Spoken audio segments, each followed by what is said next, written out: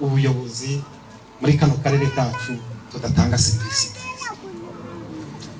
dusiragiza abaturage.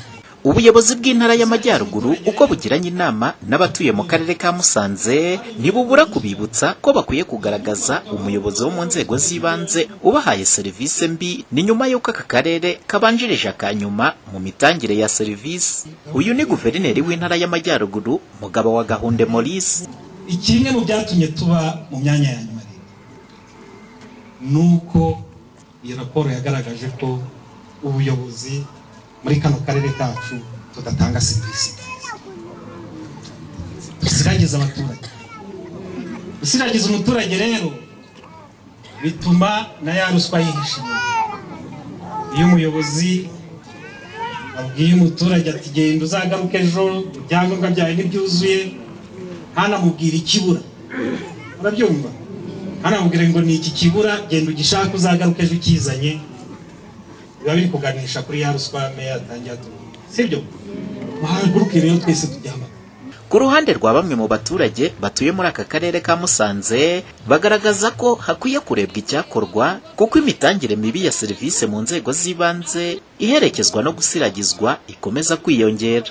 Wagamba bakaguca amazi bakakubwira ngo ejo ngo uzaze ejo bundi bikibagiramo. Ubwo nta kundi wa muturage akabaramwaye. Ubu ngubu rwose akarengane karahari ukarengana.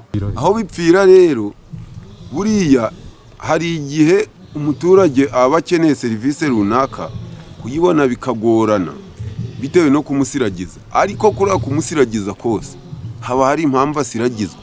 Ntabwo nabivuga mu yandi magambo adasanzwe, ariko iyo mpamvu buri wese aba yitekerezaho ko niba ugeze ku muyobozi ati ejo uzagaruka ukabona bibaye gatanu, haba hari impamvu, kandi ukabona umuntu uje nyuma yawe byakemutse biri kwihuta.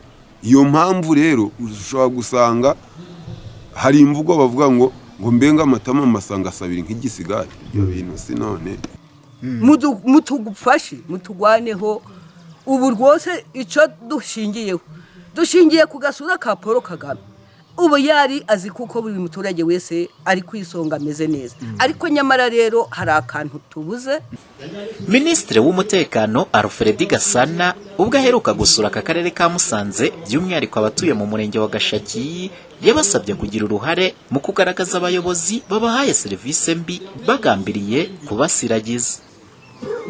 Niba umuntu ataguha ibyo ufitiye uburenganzira mutugaragarize, bye kugera naho bigana kuri ruswa mutugaragarize gusa. Muri rusange ngo umuturage niyumva ko kwiye kugaragaza umuyobozi wo mu nzego zibanze umuhaye serivise mbi agamije kumusiragiza iyo ntandaro ya ruswa, ngo ibi bizatuma imitangire ya serivise muri aka karere ka Musanze irushaho kugenda neza. Umuhoza Honore, Flash TV, mu karere ka Musanze mu majyaruguru y'u Rwanda.